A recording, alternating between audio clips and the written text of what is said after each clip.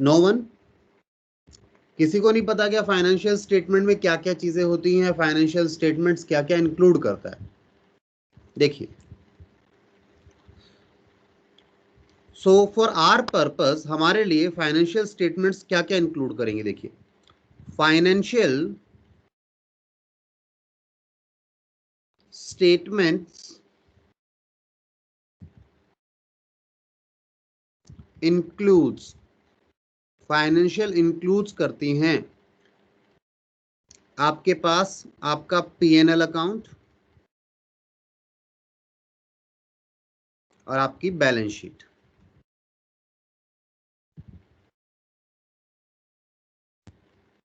PNL और balance sheet, कुछ और भी चीजें हैं बट आपके लिए फाइनेंशियल स्टेटमेंट में यही है, ठीक है। इंक्लूड करने को तो कैश फ्लो स्टेटमेंट भी फाइनेंशियल स्टेटमेंट का पार्ट है, ठीक है। Statement of change in equity भी है, बट वो आपके लिए नहीं है फिलहाल इस चैप्टर में। इस चैप्टर में मैं बात करूं तो फाइनेंशियल स्टेटमेंट आपके लिए दो चीजें इंक्लूड करती है जो कि क्लास 11th में था। अब यहां क्योंकि ये नॉर्मल ऑर्गेनाइजेशन नहीं है, ये है नॉट फॉर प्रॉफिट ऑर्गेनाइजेशन, तो इनके यहाँ पीएनएल को पीएनएल नहीं बोला जाता। इनके यहाँ क्या नाम दिया जाता है देखिएगा, इनको ये पीएनएल को क्या बोलते हैं? Income and expenditure account. क्या बोलते हैं जी ये? पीएनएल को इनकम एंड एक्सपेंडिचर अकाउंट, और ये बैलेंस शीट को तो बैलेंस शीट ही बोलते हैं, इसमें कोई चेंज नहीं है। बैलेंस शीट ही बोली जाती है, ठीक है। तो एक तो ये दो चीज देखेंगे आपके साथ हम इस चैप्टर के अंदर कि इनकम एंड एक्सपेंडिचर यानी नॉट फॉर प्रॉफिट ऑर्गेनाइजेशन का पीएनएल कैसे बनाया जाता है।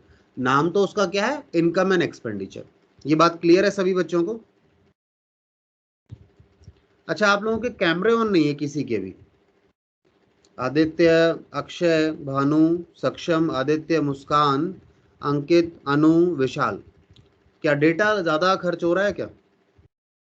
मैं देख पाऊं, मुझे पता लग पाए आप लोग क्या कर रहे हैं, इसलिए मैंने कैमरे ऑन करने के लिए बोला। जल्दी से ऑन कीजिए, ठीक है। ये मोहित मुझे कॉल क्यों कर रहा है मुझे नहीं पता, ठीक है। चलिए, अंशल है हमारे पास, आयुष है, ठीक है, कुणाल भी है। कुणाल है ना बेटा यहीं पे? Yes sir. ठीक है, चलिए। पता नहीं, मुझे आप लोगों की आवाज बहुत धीरे आती है इसमें, क्या रीजन है नहीं पता मुझे, सर ठीक वो है। स्पीकर का आ रहा होगा साइड में, वो माइक के साइड में है ना, उस माइक पर के क्लिक। साइड में स्पीकर तो नहीं है मेरे पास, माइक ही म्यूट अनम्यूट करने का ऑप्शन है। नहीं सर, हमारे में तो उस पर क्लिक करोगे जब तीन ऑप्शन आते हैं, डिवाइस, ऑडियो ऑफ और हाँ, वो वो फोन, आप फोन से स्पीकर। देख रहे हैं ना? स्पीकर पे दबा दो सर, जब आएगी हाँ क्लियर। हाँ, समझ गया समझ गया मैं आप लोग क्या कह रहे हैं, अक्षय क्या कहना चाह रहा है, अंडरस्टूड, ठीक है।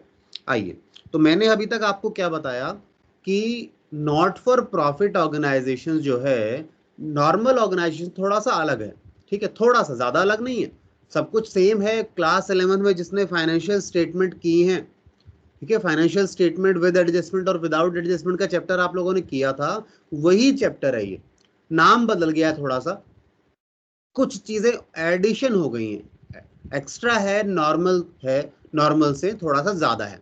तो उन सब चीजों को पहले हम डिस्कस करने वाले हैं कि वो चीजें क्या होती हैं, और फिर फाइनली अपने चैप्टर का प्रैक्टिकल पार्ट स्टार्ट होगा, ठीक है।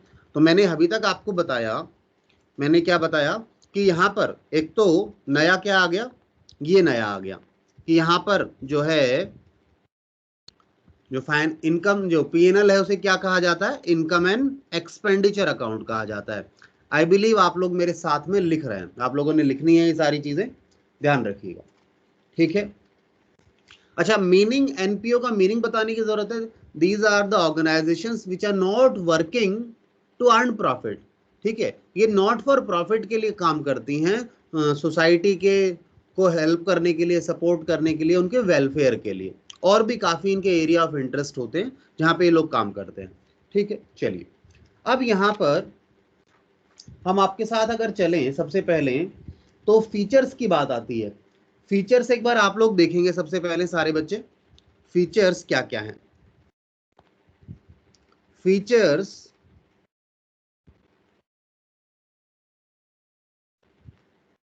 Of NPO, not profit organ. देखिए जी, सबसे पहले आपके पास जो फीचर दिया है इन्होंने एनपीओ में, ठीक है, तो उन्होंने क्या दिया है, इनका जो ऑब्जेक्टिव है, जो एम है, मेन एम इज सर्विस। इनका जो मेन एम है, मुख्य उद्देश्य है, ठीक है, जो टारगेट है वो क्या है, सर्विस प्रोवाइड करना है स्पेसिफिक ग्रुप्स को, जनरल पब्लिक को। तो ये सर्विस मोटिव से काम करते हैं, ठीक है ना, और सर्विस मोटिव से काम करते हैं, then it you can say not to earn profits. ये प्रॉफिट्स अर्न करने के लिए काम नहीं करते। पहला इनका जो आप फीचर कह सकते हैं वो ये है आपको सामने, ठीक है। इसके बाद हमारे पास अगला है, एक मिनट, अगला जो हमारे पास फीचर है किसका, एनपीओ का, वो सुनिए जी, वो क्या है, वो है फोरम। फोरम से क्या मतलब है मेरा, ठीक है, ये किस टाइप के फॉर्म में काम करती हैं, यानी नेचर ऑफ ऑर्गेनाइजेशन क्या होता है। So they generally work as trust, trust की तरह काम करते हैं, या फिर चैरिटेबल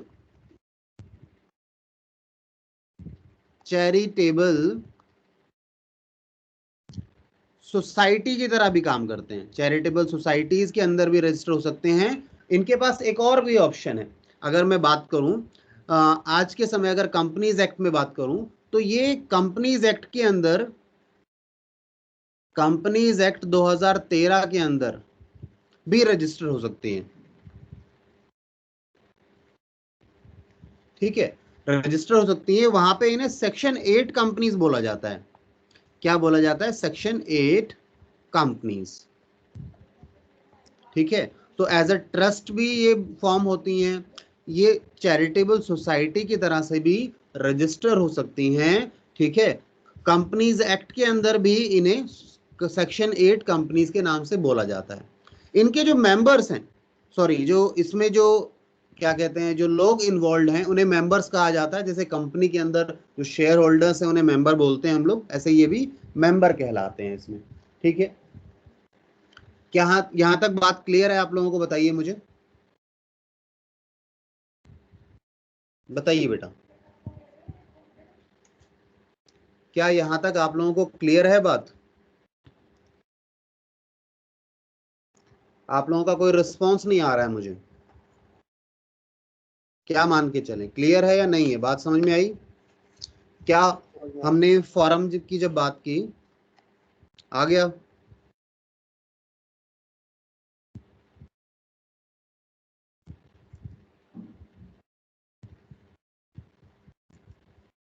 समझ में आई जी सभी को? इधर अक्षय, कुछ समझ में आ रहा है बेटा?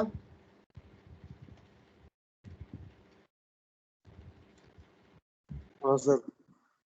ठीक है, समझ में आ रहा है आपको, ठीक है। चलिए, इसके अलावा हमारे पास आगे चलना है, तो आगे चलते हैं हम लोग। यहां तक अगर बात क्लियर है आपको कि किस तरह का फॉर्म होता है इनका, ठीक है।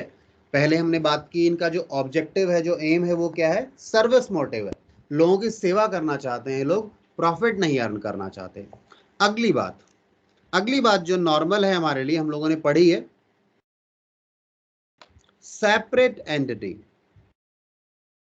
सेपरेट एंटिटी थ्योरेटिकल पोर्शन है, पर जितना थ्योरेटिकल पोर्शन स्ट्रांग होगा उतना ही बेनिफिट मिलेगा। मैं प्रैक्टिकल पर आऊंगा, मुझे पर मेरे ख्याल से 1 या 2 क्लास थ्योरी में लग जाएंगी इस चैप्टर में, क्योंकि कुछ नई चीजें हैं जो आपको बतानी है, ठीक है। तो सबसे पहले तो देखिए, सेपरेट एंटिटी। सेपरेट एंटिटी का मतलब क्या है, जो आपका एनपीओ है, एंड इट्स मेंबर्स ठीक है, अलग अलग हैं, अपना खुद का अस्तित्व है, मेंबर्स आते जाते रहते हैं, कोई फर्क नहीं पड़ता मेंबर्स के आने जाने से। एनपीओ या नॉट फॉर प्रॉफिट ऑर्गेनाइजेशन अपना खुद का एग्जिस्टेंस है क्योंकि रजिस्टर्ड है। आप याद करें सोल प्रोपराइटर में होता था, सेपरेट लीगल एंटिटी नहीं होता था, क्योंकि in eyes of law sole proprietor और उसका बिजनेस एक ही होता था। अकाउंटिंग के पर्पज से अलग अलग मानते थे उसको हम, ठीक है, बाकी हमारे लिए सेम था ये। But like company, like limited liability partnership, इनका सेपरेट एग्जिस्टेंस है, ठीक है, अपना खुद का अस्तित्व है, ये अपने नाम पर काम कर सकते हैं, इन्हीं के नाम पर होता है, ठीक है। इनको चलाने के लिए लोग होते हैं, वो बात अलग है, बट ये अपने नाम पर आगे कॉन्ट्रैक्ट कर सकते हैं, कोई भी काम टेकअप कर सकते हैं ना।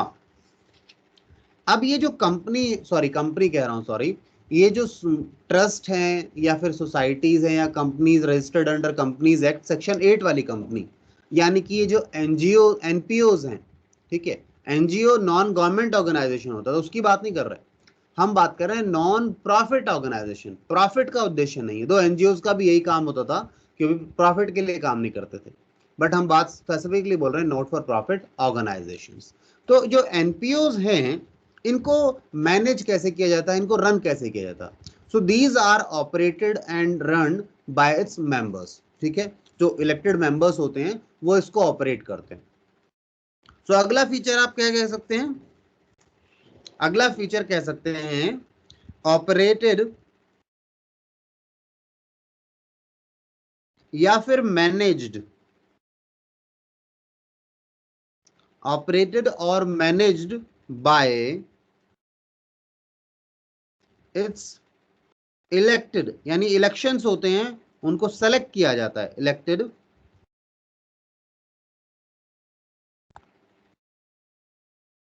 मेंबर्स, जो इलेक्टेड मेंबर्स होंगे उनके थ्रू इसका अपॉइंटमेंट होता है, ठीक है, सॉरी, उनके थ्रू से मैनेज किया जाता है, ठीक है। यानी जो गवर्निंग अथॉरिटी होगी वो किनके पास आ जाती है? आफ्टर इलेक्शन कुछ लोगों को इलेक्ट किया जाता है, चुनाव होते हैं जैसे मैंने कहा, और उनमें चुना जाएगा, भाई कौन सेक्रेटरी होगा, कौन ट्रेजरी होगा, ये सारी चीजें डिसाइड हो जाती हैं, ठीक है। चलिए, तो मेंबर्स चलाते हैं इसको, कुछ लोग, चुनाव होता है उनका, ठीक है ना। तो इलेक्शंस के बाद इनको मेंबर्स को इलेक्ट कर लिया जाता है और इलेक्टेड मेंबर्स एनपीओ को रन करते हैं, गवर्न करते हैं, ठीक है। अगली जो बात आती है वो इंपॉर्टेंट है हमारे लिए, कि जो एनपीओ है इसका सोर्स ऑफ इनकम क्या है?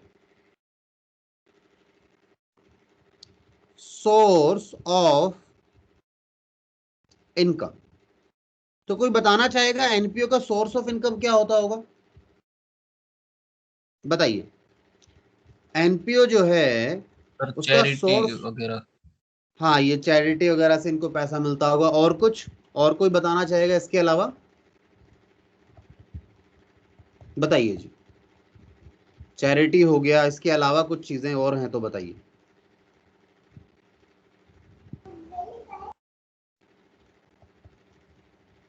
इन्हें डोनेशंस मिल सकती हैं, ठीक है, इनको गवर्नमेंट की तरफ से फंड्स मिल सकते हैं, ये लोग खुद अपनी तरफ से कुछ काम कर सकते हैं जिससे इनको थोड़ा बहुत इनकम आना शुरू हो, ठीक है ना। और सर वो जो, डोनेशन और चैरिटी में क्या फर्क है? देखिए जी, डोनेशन और चैरिटी पर आइए ध्यान से। देखिए, बच्चे ने बोला कि सर दो वर्ड आए, एक तो आ गया चैरिटी, चैरिटी, और दूसरा है डोनेशंस। दो वर्ड है हमारे पास, एक है चैरिटी, एक है डोनेशंस। इन जनरल अगर बात करें तो लगभग दोनों का मीनिंग सेम ही होता है, लगभग दोनों का मीनिंग सेम होता है नॉर्मल लेमैन के लिए। बट जब आप चैरिटी करते हैं, इन जनरल बोलूं तो चैरिटी आप अपनी इच्छा से करते हैं, डन बाय, दोनों में ही फंड जाते हैं, किसके पास जाते हैं? एनपीओ के पास। Done by a person by his own will, अपनी इच्छा से हो जाता है। डोनेशंस में क्या हो जाता है? आप डोनेशंस के लिए जाते हैं तो आप कहते हैं भाई कुछ डोनेट करें आप, ठीक है, तो डोनेशन में क्या होता है, आप लोग पहुंचते हैं लोगों तक, आप पहुंचते हैं और आप उनकी रसीद वगैरह काटते हैं, ठीक है। हिंदी में दोनों एक ही मतलब है, चैरिटी डोनेशन बिल्कुल सेम है, ज्यादा कोई मेजर डिफरेंस भी नहीं है, ठीक है। बट अगर बात करें और स्पेसिफिक जाना चाहें, डिटेल में जाना चाहें, तो डोनेशन में क्या होगा जी, डोनेशन में आप उन्हें प्रॉपर रसीद वगैरह काट के देंगे वो, ठीक है ना। जैसे चैरिटी में भी होता है, जैसे गुप्त दान होता है ना, आप गए और मंदिर में जाकर दान कर कर आ गए, चैरिटी है वो, ठीक है। वही आपने रसीद कटाई प्रॉपर, या मंदिर वाले आए, वो रसीद आप किसी भी, चाहे भंडारा कर रहे हैं या और कोई एक्टिविटी कर रहे हैं, कोई और सोशल वेलफेयर का काम कर रहे हैं, वो आपकी रसीद काट के चले जाते हैं, तो आपकी तरफ से वो डोनेशन है, ठीक है। क्लियर है जी बात। बाकी तो कोई ज्यादा बड़ा डिफरेंस नहीं है, दोनों में ही दान दिया जाता है, ठीक है। अंशल क्लियर है बेटा? Yes sir. चलिए, इसके बाद आते हैं हम लोग नेक्स्ट पॉइंट पर। अच्छा, सोर्स ऑफ इनकम मेरा अभी रह गया था पूरा, सोर्स ऑफ इनकम नहीं हुआ था पूरा। तो सोर्स ऑफ इनकम मैंने क्या, इनके पास काफी तरीके से पैसा आ सकता है। इनके पास लोगों ने डोनेशंस दे दी, चैरिटी किया लोगों ने, ठीक है। इनके पास फाइनेंशियल सपोर्ट भी आता है, कहाँ से आ सकता है, गवर्नमेंट की तरफ से आ सकता है, गवर्नमेंट या नॉन गवर्नमेंट ऑर्गेनाइजेशंस की तरफ से भी आ सकता है। यानी कोई ऐसी ऑर्गेनाइजेशन है जो कि गवर्नमेंट ऑर्गेनाइजेशन तो नहीं है, बट वो आपके काम को, उन्हें आपका काम अच्छा लगा, ठीक है, दे लाइक द कॉन्सेप्ट, उन्हें लगा कि आप कुछ अच्छा कर रहे हैं सोसाइटी के लिए, सो दे ऑल्सो केम अप, वो लोग भी आगे आए और उन्होंने आपको कुछ सपोर्ट दिया। इसके अलावा कई बार ऐसा होता है कि जो हमारे, जो कॉपरेटिव कह रहा हूँ, नॉट फॉर प्रॉफिट ऑर्गेनाइजेशंस हैं, इनके यहाँ पर कई बार आइडल फंड्स पड़े रहते हैं कुछ, तो वो क्या करते हैं, इस आइडल फंड को इन्वेस्ट कर देते हैं कहीं पर, ठीक है। उन्हें लगा ये पैसा अभी एक्स्ट्रा है, अभी इसकी जरूरत नहीं है, थोड़े दिन बाद में जरूरत पड़ेगी, तो उसको वो इन्वेस्ट कर देते हैं, निवेश कर देते हैं, ठीक है, सेफ जगह पर करते हैं थोड़ा सा, ठीक है। और उससे जो रिटर्न आता है वो भी इनकी इनकम बनती है, ठीक है। इसके अलावा एक और चीज मैंने बताई आपको, ये कई बार कुछ ऐसी एक्टिविटीज में इन्वॉल्व होते हैं जहां से इनको कलेक्ट फंड्स मिले, फंड्स अरेंज हो, ठीक है। पर उन एक्टिविटीज में इन्वॉल्व होने का ऑब्जेक्टिव प्रॉफिट अर्न करना नहीं है, ऑब्जेक्टिव क्या है, टू कलेक्ट फंड्स, ठीक है, so that they can invest in their activities, ठीक है। तो प्रॉफिट ओरिएंटेड नहीं होते ये लोग, इनका ऑब्जेक्टिव क्या होता है, सोसाइटी को सर्व करना, ठीक है। चलिए, सोर्स ऑफ इनकम के बाद हम लोग नेक्स्ट पॉइंट पर बात करते हैं, एंड नेक्स्ट पॉइंट जो हमारा है वो देखिए क्या है, नेक्स्ट पॉइंट है जी, जो सरप्लस होता है, सरप्लस को हमारे यहां पर नॉर्मली क्या बोला जाता है, इनकम। एनपीओ के पास जो बचता है एट द एंड, जो प्रॉफिट बचता है, ठीक है, उसे, जिसे हम लोग प्रॉफिट कह देते हैं, जिसे इन जनरल लैंग्वेज में प्रॉफिट कहा जाता है, उसे एनपीओ क्या कहती है, सरप्लस। तो जो सरप्लस बचता है इनके पास, ये जो सरप्लस है ये डिस्ट्रीब्यूट नहीं होता, सरप्लस जो है not distributed among its members, इसके मेंबर्स में ये डिस्ट्रीब्यूट नहीं होता। क्या ये बात क्लियर है आप लोगों को? जो सरप्लस बचा, यानी कि प्रॉफिट, हम लोग तो प्रॉफिट बोलते नहीं है, प्रॉफिट कौन बोलते हैं, बाकी लोग, ठीक है।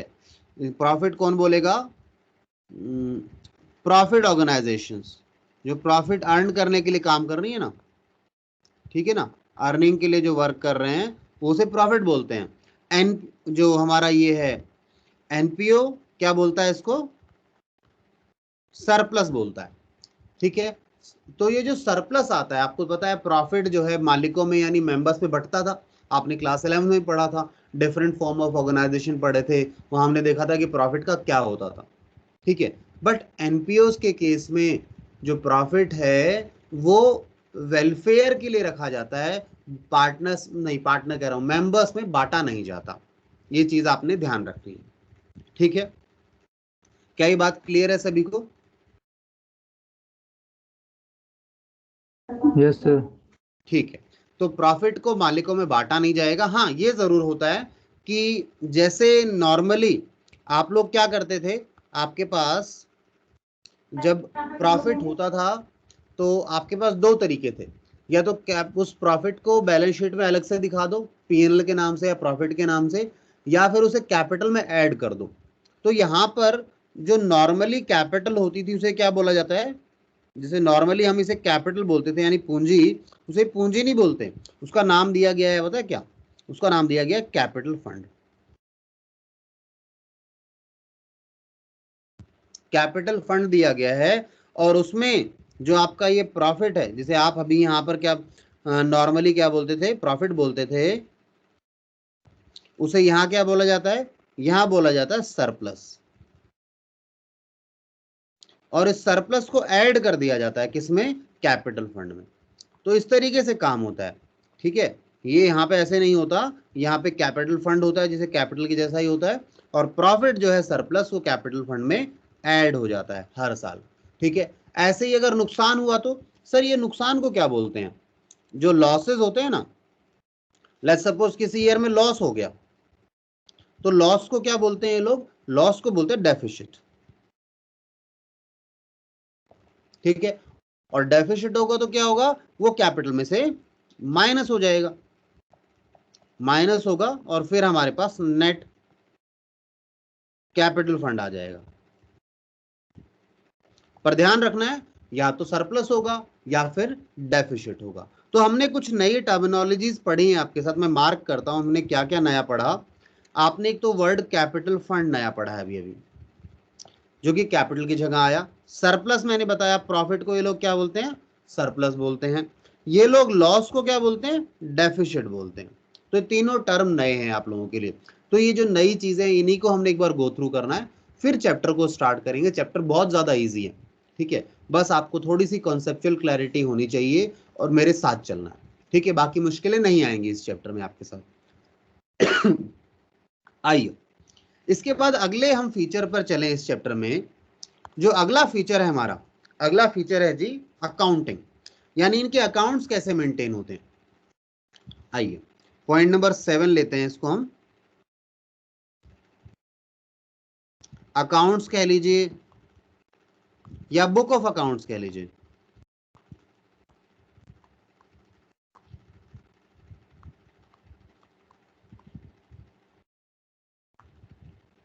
सुनिए जी, ये जो ऑर्गेनाइजेशंस हैं ये भी आपकी नॉर्मल ऑर्गेनाइजेशन की तरह ये भी अपने प्रॉपर बुक ऑफ अकाउंट्स बनाते हैं, ठीक है ना। प्रॉपर बुक ऑफ अकाउंट्स बनाए जाते हैं इन लोगों के द्वारा भी, जो जो इनके ऊपर लीगल रिक्वायरमेंट होती है, चाहे सोसाइटीज एक्ट कह लीजिए, सोसाइटीज ट्रस्ट वगैरह की तरफ से, या कंपनीज एक्ट जो कहता है सेक्शन 8 के लिए, जो लोग लीगल रिक्वायरमेंट्स हैं ये लोग भी फॉलो करते हैं। यानी ये भी अपने यहाँ पर जर्नल बनाते हैं, ये अपने यहाँ लेजर बनाते हैं, ठीक है। ये भी अपने यहाँ प्रॉफिट एंड लॉस बनाते हैं, यानी इनकम एंड एक्सपेंडिचर बनाते हैं, क्योंकि यहाँ पे प्रॉफिट को प्रॉफिट बोलते ही नहीं है, ये कहते हैं प्रॉफिट नहीं है, ये तो सरप्लस है, इस बार ज्यादा बच गया अगली बार यूज हो जाएगा। क्यों, इन्होंने बांटना नहीं है इस प्रॉफिट को, किसी को देना नहीं है, अपने उस ऑब्जेक्टिव के लिए, उस एम के लिए ही खर्च कर देना है, इसलिए प्रॉफिट नहीं कहेंगे इसको ये, ठीक है। बताइए यहां तक क्लियर है क्या, कोई डाउट है तो पूछिए।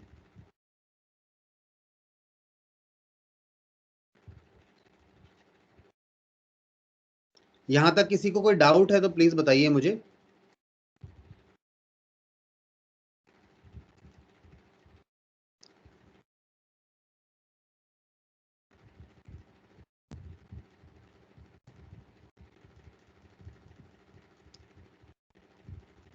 कोई जवाब नहीं दे रहा है,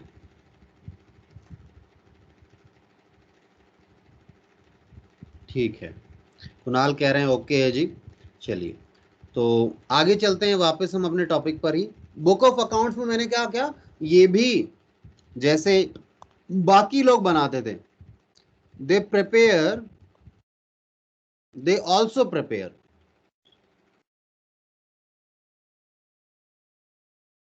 proper book of accounts, proper book of accounts, book of accounts as required under law, as required under law. ठीक है, तो जो लॉ के अंदर इनकी रिक्वायरमेंट है, ये लोग भी बनाते हैं प्रॉपर अकाउंट्स, बट प्रॉब्लम क्या है इनके साथ, ये लोग जब अकाउंटिंग करते हैं तो इनके दिमाग में क्या चीज होती है, इनके दिमाग में होता है कि हम लोग अकाउंटिंग कर रहे हैं, वहां पर हमारी अकाउंटिंग का जो मेन पर्पस है कि हमने फंड्स की यूटिलाइजेशन वगैरह को ध्यान रखना है, हमने प्रॉफिट नहीं है हमारे पास जो बचेगा, हम प्रॉफिट के लिए काम नहीं कर रहे हैं, वो सारी चीजें इनके दिमाग में रहती हैं। तो अकाउंटिंग करते समय आप भी उस चीज को दिमाग में रखेंगे, नाम बदल जाएगा बस, कुछ ज्यादा कुछ नहीं होगा। आप भी जैसे पीएनएल बनाते थे, एंड में उसे नेट प्रॉफिट या लॉस लिखते थे, ये उसे सरप्लस या डेफिसिट लिख देंगे। आप पीएनएल को बांट देते थे मालिकों में, बटेगा नहीं, जुड़ जाएगा जरूर। ठीक है, ये जरूर होता है। ठीक है जी, चलिए इसके बाद देखें, फॉर्म ऑफ अकाउंट इन्होंने बोला है, लास्ट फीचर बोला है कि ये फॉर्म ऑफ अकाउंट्स में, तो मैंने ये बता दिया है वैसे आपको पहले, फिर भी मैं चलिए एक बार दोबारा आपको बता देता हूं। पॉइंट नंबर 8 है मेरा, फॉर्म ऑफ अकाउंट्स। तो ये फॉर्म ऑफ अकाउंट्स में देखिए ये लोग क्या बनाते हैं। ठीक है, तो ये फाइनेंशियल स्टेटमेंट बनाते हैं, मैंने आपको बताया। ठीक है ना, साथ में इनके पास एक चीज और है जो मैंने अभी डिस्कस नहीं की थी, मैं उसको चर्चा कर लेता हूं। देखिए, एक तो ये लोग बनाते हैं receipt and payment account, receipt and payment account बनाते हैं। एक ये बनाते हैं इनकम, बाकी सब चीजें बन रही होंगी, मैंने जो फाइनेंशियल, क्योंकि हम फाइनेंशियल स्टेटमेंट डिस्कस करने जा रहे हैं उस समय मैं बात कर रहा हूं, कोई मत सोचना है कि ये बाकी लेजर नहीं बनाते होंगे, सब बनता है, सारी चीजें बनती हैं। ठीक है, इनकम एंड एक्सपेंडिचर अकाउंट बनता है, ये जो फाइनेंशियल स्टेटमेंट के समय आके बात करें, इनकम एंड एक्सपेंडिचर बनता है, और तीसरा बनता है इनका major balance sheet.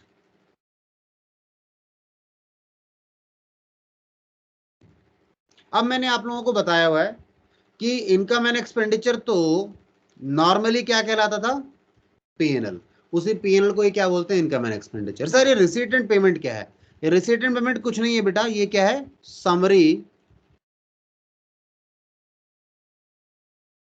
Of cash bank.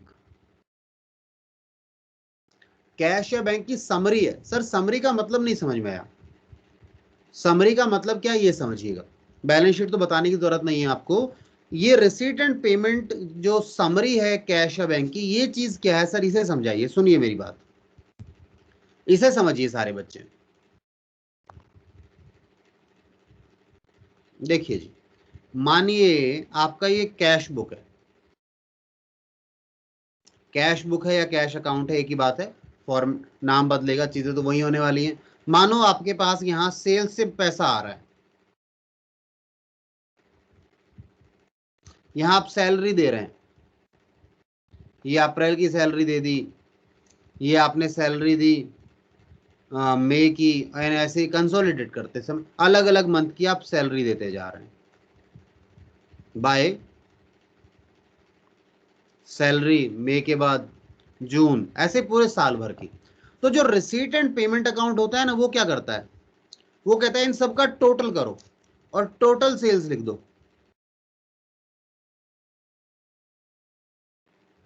जो रिसीट एंड पेमेंट अकाउंट है वो कैसे काम करेगा, वो कहेगा टोटल सैलरी पे की है ना, इसका टोटल करके एक जगह लिख दो। मैंने कहा ठीक है, सैलरी, सैलरी पर आ गए। ठीक है, ऐसे ही आपने मतलब कोई भी कुछ भी किया हो तो ये समरी है, मतलब इन नेट कर लेता है, टोटलिटी में बात करता है, इंडिविजुअल नहीं। कैश अकाउंट में जब भी ट्रांजेक्शन हुई थी लिखी जा रही थी, ठीक है ना, बैंक में भी जब भी ट्रांजेक्शन लिखते थे, पर ये कहता है नहीं, हमें इतना सारा डिटेल नहीं चाहिए, हमें तो कंडेंस करके बताओ हर यूनिट का, हर अकाउंट का अमाउंट कितना आया या गया है। ठीक है, पर्टिकुलर अकाउंट में कितना कैश आया या गया है नेट में, ये बता दीजिए हमें। तो वो क्या है जी, आपका रिसीट एंड पेमेंट अकाउंट है। ध्यान रहेगा, मुझे बताइए रिसीट एंड पेमेंट समझ में आया या नहीं आया, कुछ बताइए जी, मैं वेट कर रहा हूं आप लोगों का। रिसीट और पेमेंट समझ में आया या फिर नहीं आया,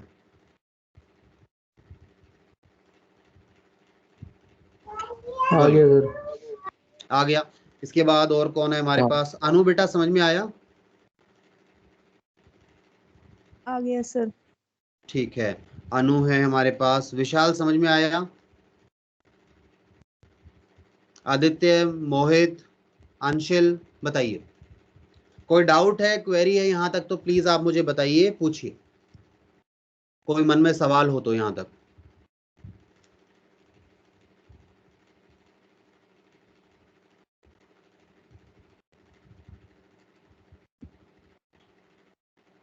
पूछ सकते हैं आप लोग, बताइए।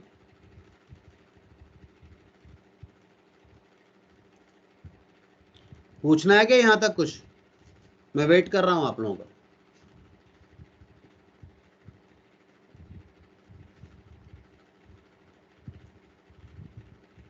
कोई कुछ नहीं कह रहा है। अच्छा, पलक नहीं है क्या आज? पलक नहीं है, ठीक है।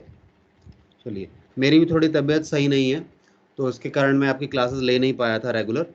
और आज भी ठीक है, थोड़ा बहुत ओके है कंडीशन। ठीक है, देखते हैं क्या होता है आगे। हाँ जी, तो अब हम लोग आगे चल रहे हैं। आगे चलें, आगे हमें क्या करना है इस पर आते हैं हम लोग।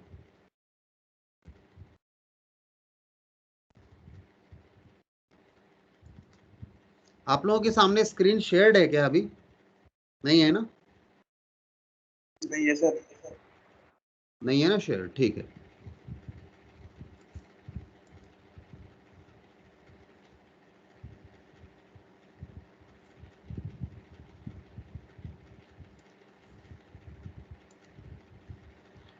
एक मिनट जी।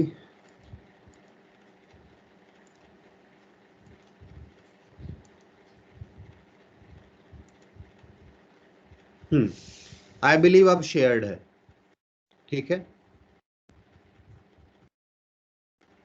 आगे चलते हैं अब हम लोग, और आगे चलेंगे अपने इसी टॉपिक में आगे।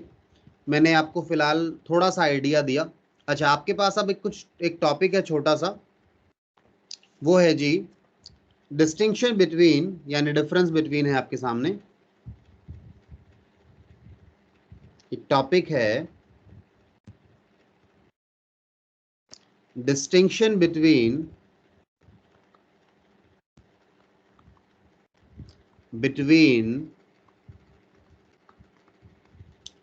NPO and profit earning organisation.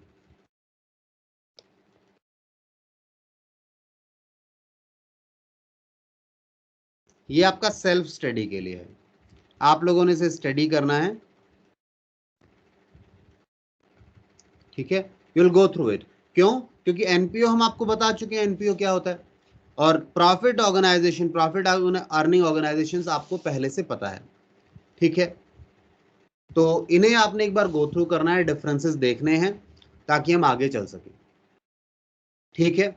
अच्छा, इसके बाद अब मैं थोड़ा सा प्रैक्टिकल पार्ट पर आ रहा हूं। ज्यादा प्रैक्टिकल तो नहीं होगा, बट प्रैक्टिकल से रिलेटेड है, आप ऐसा कह सकते हैं, ठीक है। क्या है जी? ये प्रैक्टिकल से रिलेटेड है। आइए, तो एक बार चले यहां पर हम लोग।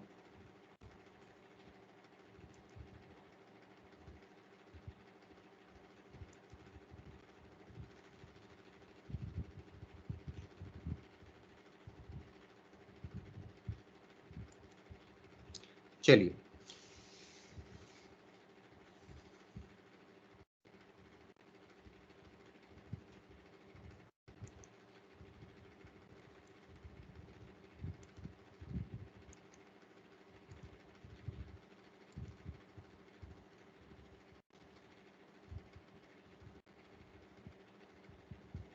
आगे चल सकते हैं हम लोग।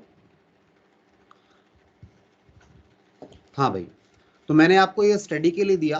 अगला जो मैंने आपके साथ डिस्कस करना है डिटेल में, वो डिस्कस करना है किसको? वो हमने डिस्कस करना है रिसीट एंड पेमेंट अकाउंट को। रिसीट एंड पेमेंट अकाउंट को हमने डिटेल में डिस्कस करना है, ठीक है। रिसीट एंड पेमेंट अकाउंट को डिटेल में डिस्कस करें तो देखिए है क्या ये।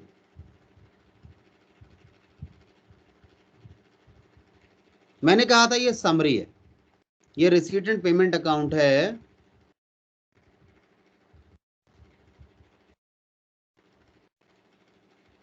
तो इन्होंने आपके साथ कुछ नॉर्मल चीजें दी हैं, मैंने आपको बताया ये समरी है कैश बुक का या बैंक अकाउंट का। तो सबसे पहले इन्होंने इसके बारे में फीचर की बात की है कि जो ये रिसीट एंड पेमेंट अकाउंट है इसका नेचर कैसा है। तो इसका नेचर की बात करें आपके साथ, तो नेचर बताइए क्या है सर। इसका नेचर कैश या बैंक के जैसा ही होगा, क्योंकि समरी उन्हीं की है तो नेचर भी उनके जैसा ही होगा। और कैश बैंक का नेचर क्या था, एसेट था। या फिर अगर आप ब्रिटिश सिस्टम की बात करें तो रियल अकाउंट हुआ करते थे ये, ठीक है। क्या बात क्लियर है नेचर को लेकर, बताइए। क्या नेचर समझ में आता है कि जो रिसीट एंड पेमेंट अकाउंट है उसका नेचर क्या है? Yes sir. ठीक है, किसी को भी कोई डाउट हो, क्वेरी हो तो मुझे बता सकता है, क्योंकि मैं डिटेल में तभी जाने वाला हूं जब आप मुझे क्वेरी रेज करेंगे। अदरवाइज मैं उस नए टॉपिक पर रुक जाता हूं कि मुझे लगता है क्लियर हो गया होगा। तो आप बताइए, मैं और डिटेल में जाने को तैयार हूं वहां पर। तो पहला तो आपने नेचर की बात कर ली, ठीक है जी। पहला हमने किसकी बात की, नेचर की बात की। अगला हम चलते हैं नेचर के बाद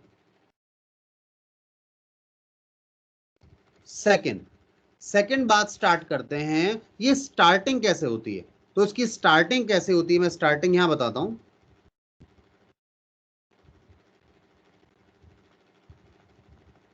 इसकी स्टार्टिंग कैसे करते हैं, स्टार्टिंग ऐसे ही होता है जैसे ये हमारा है। तो स्टार्टिंग कैसे करेंगे, मानो ये पहला साल नहीं है हमारा, तो हमारे पास क्या आ जाएगा,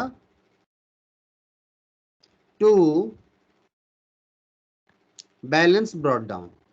ये बैलेंस ब्रॉट डाउन क्या होगा जी, ये होगा हमारा ओपनिंग बैलेंस, ठीक है। ओपनिंग बैलेंस होगा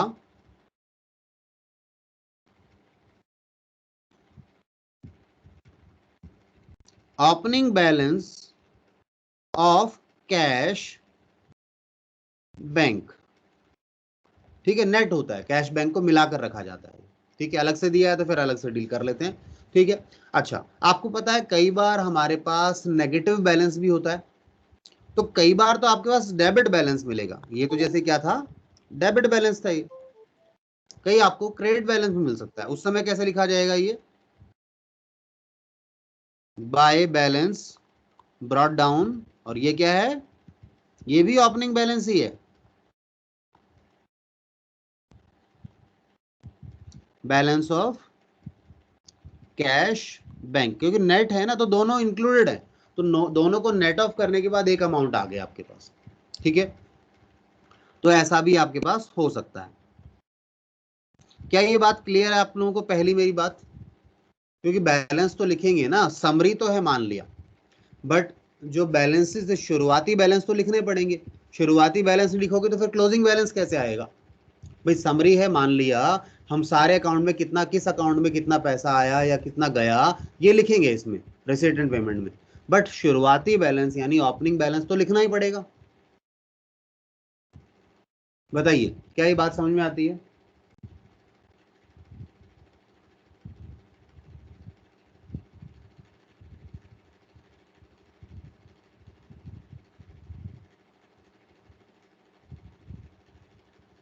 बोलिए जी,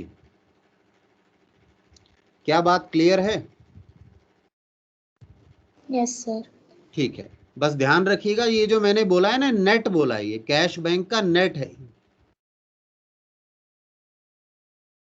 ये नेट है। हाँ, अगर आपको ऐसे दिया हो क्वेश्चन में कि कैश का बैलेंस है और ये बैंक का बैलेंस है, तो कैश के बैलेंस में तो कोई डाउट ही नहीं है, डेबिट बैलेंस ही होगा, ठीक है। बैंक का बैलेंस भी कुछ नहीं बोला तो डेबिट मानेंगे। हाँ, अनफेवरेबल बैलेंस बोल दिया जाए, क्रेडिट बैलेंस बोल दिया जाए, तब उधर लेकर जाना है किसको, बैंक के बैलेंस को क्रेडिट साइड लेके जा सकते हैं। बाकी हर समय डेबिट साइड ही आएगा, तो वो क्वेश्चन बता देगा हमें, ठीक है। अब सवाल आता है सर इसका जो डेबिट साइड है, ये डेबिट साइड जो है और ये जो क्रेडिट साइड है, इनमें क्या आता है, इसमें आते हैं सारे रिसीट्स,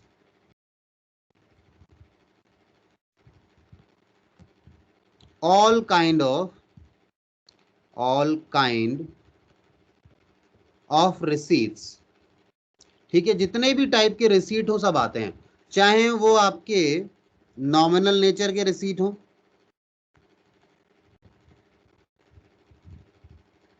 नॉमिनल नेचर के रिसीट हो, या फिर आपके रियल नेचर के हो। ठीक है, यानी आपकी इनकम हो, चाहे कोई एसेट को बेचने वेचने से पैसा वैसा आ गया हो, कोई हो, फर्क नहीं पड़ता, पैसा आया इधर लिखना है, बात खत्म। ठीक है, क्या ध्यान रखना है, पैसा आया है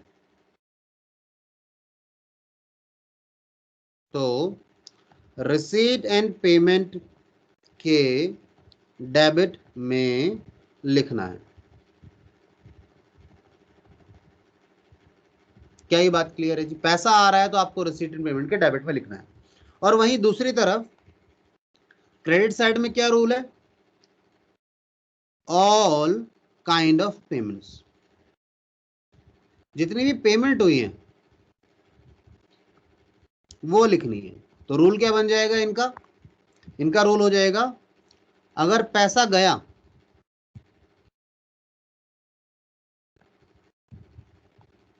गया है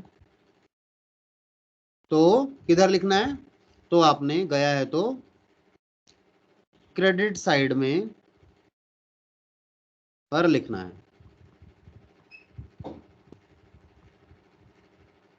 और मुझे नहीं लगता इतना मुश्किल बात है, ये नॉर्मल आपको पता है, बिल्कुल कैश बैंक की तरह डील कर रहा है। पैसा आएगा तो डेबिट में लिखेंगे, पैसा जाएगा तो आप क्या लिखेंगे, क्रेडिट साइड में लिखेंगे, और अंत में क्लोजिंग बैलेंस आ जाएगा आपके पास।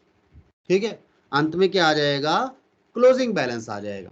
तो मुझे नहीं लगता रिसीट एंड पेमेंट में किसी को परेशानी है, बोलिए, रिसीट एंड पेमेंट अकाउंट में किसी को परेशानी है तो बताइए। No sir. ठीक है, बहुत इजी है, नॉर्मल है, कुछ भी नहीं है। कैश, जैसे कैश बुक आपको लगता था ना बड़ा इजी था, वही कैश बुक है, बस समरी है उसकी। ठीक है, तो आपके पास इसके बाद एक टॉपिक है, वो है जो आपने सेल्फ स्टडी करना है, बताता हूं। अगला जो टॉपिक सेल्फ स्टडी का है वो है डिस्टिंक्शन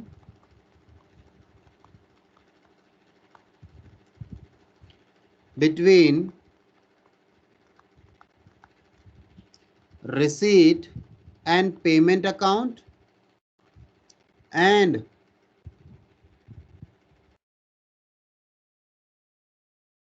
कैश बुक कह लीजिए या कैश अकाउंट कह लीजिए। ठीक है, तो इन दोनों में अंतर क्या है, रिसीट और पेमेंट और कैश बुक में अंतर क्या है, आपको पता लगेगा, समरी है। जो रिसीट एंड पेमेंट है वो समरी है, ठीक है, और ये जो हमारा कैश बुक है वो समरी नहीं था, वो माइन्यूट, हर ट्रांजेक्शन को day wise, transaction wise record करता था। ठीक है, ध्यान रहेगा ये बात। ठीक है, ये हम एक अपने पर्पस के लिए बनाना चाहते हैं कि फाइनेंशियल स्टेटमेंट बनाते समय काम आता है, बाकी और कोई लेना देना नहीं है इसका। ठीक है, ध्यान रहेगी बात। अब आपके सामने आप लोगों की स्क्रीन पर एक क्वेश्चन है, लेट्स सपोज आप लोगों के पास इलस्ट्रेशन है, इलस्ट्रेशन 1 ही दे रखा है।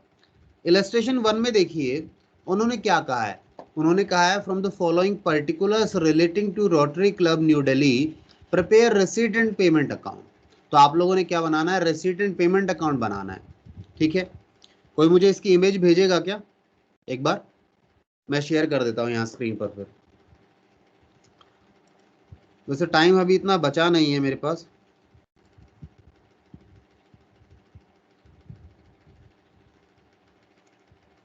पाँच मिनट बचे हैं, तो 5 मिनट में एक काम करते हैं, इसके आगे वाले टॉपिक को अगली क्लास में करेंगे। ठीक है, अभी के लिए होल्ड करते हैं इसको हम लोग। ठीक है, और